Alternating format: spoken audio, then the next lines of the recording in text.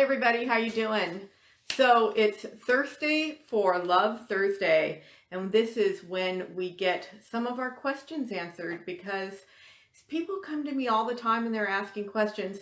Well, what if this happens and how do I still love myself? Or gosh, I really had this struggle or this challenge the other day and I was really struggling to get through it. How do I still love myself during that time? Hi everybody, you know me, I'm Cindy. An intuitive self-love therapist, and this is the Self-Love Life. And what we do here is we lean into our soul so we can love up our human and just live a life that is wonderful and fantastic and full of joy. And does that mean that we feel awesome and great all the time? Not always. So that's going to get to my very first question that I got this week.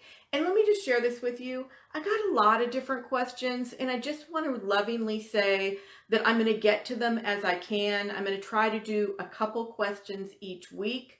Please still filter me some questions that you have. So my questions that I got this week, I got two of them. One is, how do I love myself around mean people? I think that's a great question. We all bump into somebody that's grumpy or that lashes out at us in some way, or just they aren't having a good day and we suck it in. So I'll address that question in a second. And the second question is, you know, I've been feeling really sad and I've been feeling really blue, and it's really hard to love myself when I'm feeling sad and I'm feeling blue.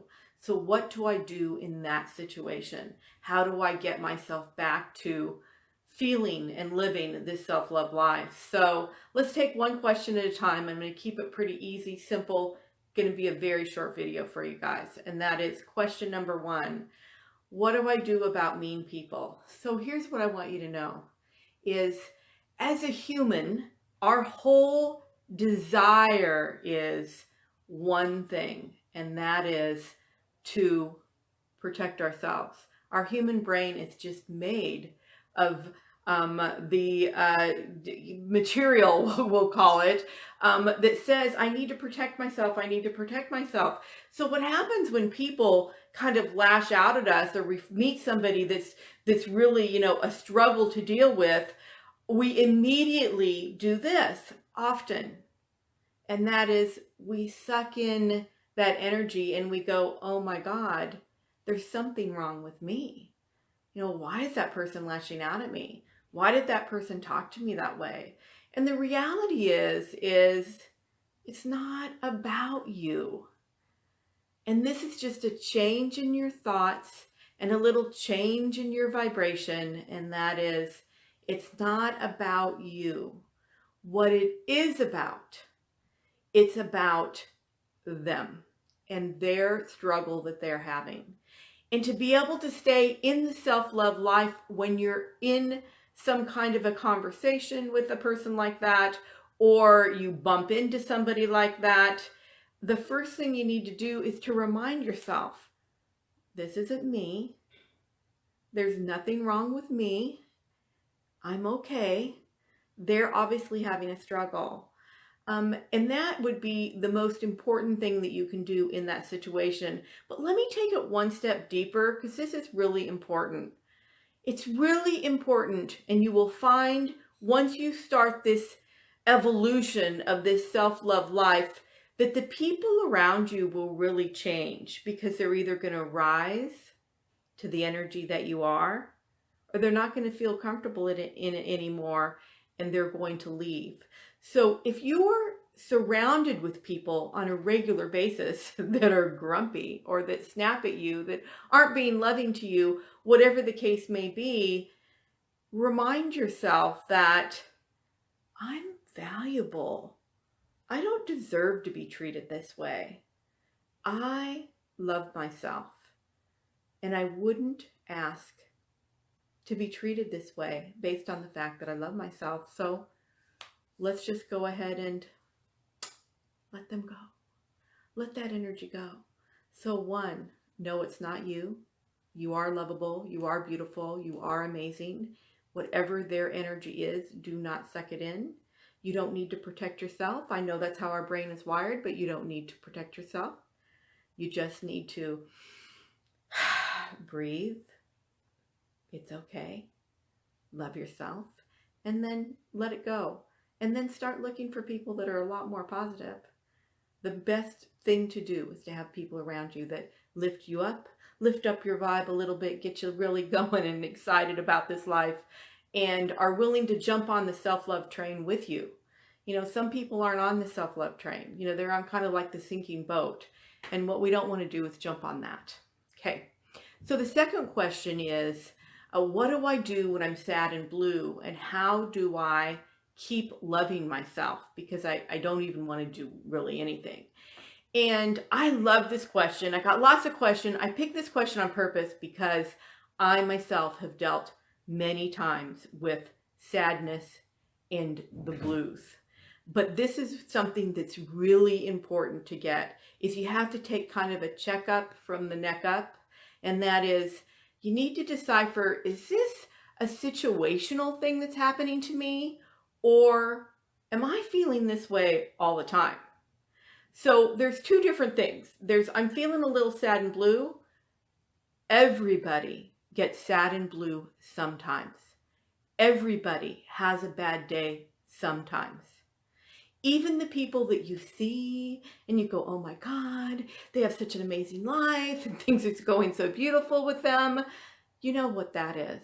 That's their outer personality that they're showing to you. But the reality is that our inner personality or our inner being sometimes gets sad and sometimes gets blue. So try to decipher between, am I just sad and blue situationally, or am I really truly depressed? Because when you're really truly depressed, it's a good idea to reach out and get some help. And I usually recommend or prescribe two different ways of action for this. So let's talk about the I'm sad and blue and it's situational. This isn't really what all therapists are going to share with you, but the type of therapy I do is unusual. I'm not going to work with somebody and look at all their stuff that happened to them in the past, and we're not going to go over all that. We're going to look at their strengths and build them up from there, which is a much more positive, moving forward type of a therapy. But back to this situational sadness. I think sometimes it's a good time to allow yourself to feel the emotions. Allow yourself to sit in the emotions of that feeling. You know, sometimes we're moving so fast in this life. We're trying to accomplish so many things. We got so much to do. We have so many things pulling us in different directions, like live videos on Facebook. They could be one that's pulling us in a direction. And what we want to do is maybe just kind of kick back a little bit, kind of relax a little bit. Maybe allow ourselves to see what's coming up in these feelings. So what am I truly sad about? What's really giving me the blues? You know, there's usually something behind it. It could be something that's going on in your life. It could be something that you're not being aware of, or you're not treating yourself in a certain way. So maybe you're not treating yourself in a healthy way and it's starting to catch up with you. Maybe mentally, you're not allowing yourself to have that quiet time that our brain needs so much. Maybe you're not getting good sleep.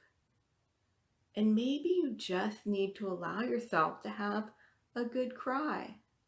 And I think if you're sad and blue, it's okay to do that. It's good for us. So now let's talk about depression. So depression is a whole nother other level. And that is where every day I'm sad and blue. That is where I don't want to get up and do anything.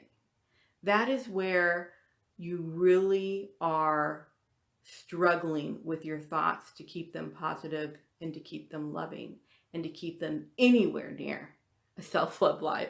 You know, the sad and the blue thing, you can kind of go back and forth, allow yourself to feel, and then kind of lift yourself out of it. Depression's not that same thing. So I suggest that you seek out help from some kind of a professional.